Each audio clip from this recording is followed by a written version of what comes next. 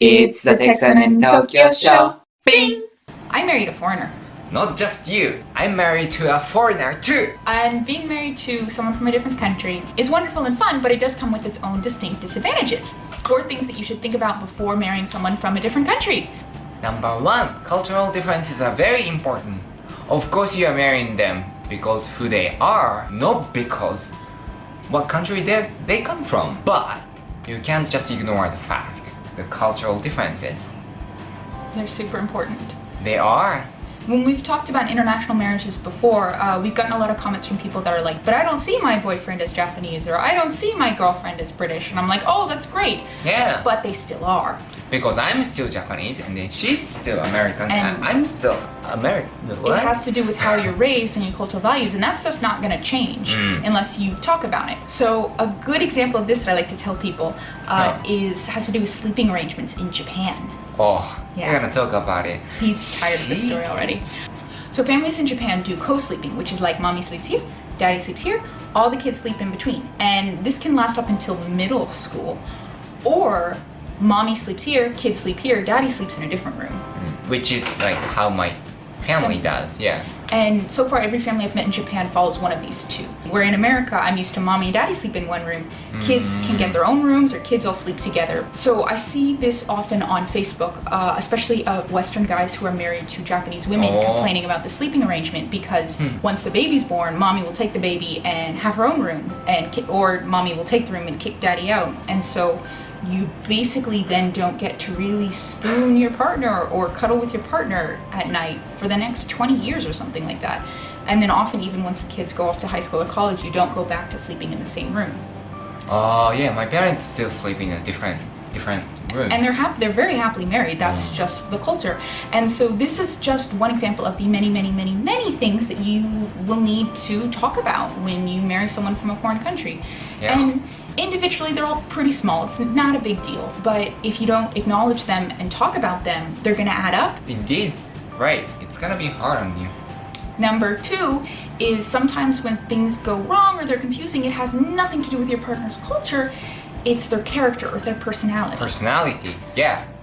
Just because you have some problems with your spouse, maybe it might be because of their culture, but maybe that person might be just being jerk. I see this a lot with international marriages or international relationships, that it's easy to just sweep it under the rug and be like, oh, they're that way because they're from Mexico, or oh, they're that way because they're American. Oh, that way because I'm somewhere. You're adorable. I'm from somewhere. But yeah, really, sometimes it has nothing to do with their culture. It's just their personality. Good example? A good example of this is, let's say you married your next door neighbor, that you grew up in the same town, to the same school, went to the same church or whatever, same organizations, you married them.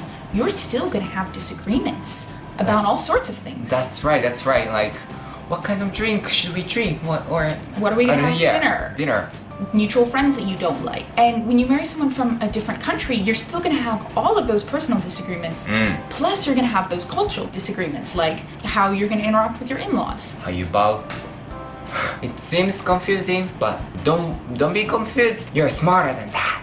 Yes, you are. Yeah, so always focus on what's the problem, real problem. Number 3. That's a 6th. Sorry. I'm sorry, keep going.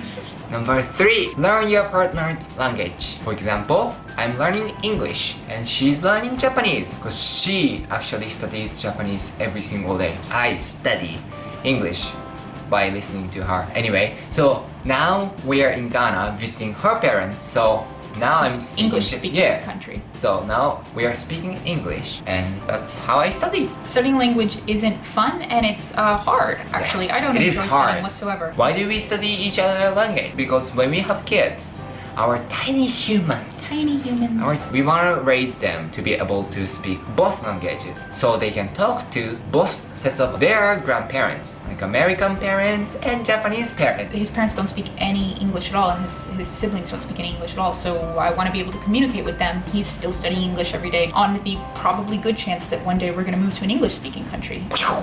Not all international marriages come from countries that speak different languages. No, that's true. If you do, you're probably gonna have to learn their language. Yeah. Alright, so last one is food. I'm not a picky eater. I am not a picky eater either. We eat everything, and we are both foodies. We both like cooking. We both love eating. Love Cook food from all around the world, and sometimes we're good at cooking foreign food, sometimes we're not. Yeah. Honestly, I don't think that I could have married someone who was a picky eater, that actually is a deal breaker for me. And I don't have a lot of deal breakers, but that was a deal breaker. Because food is important.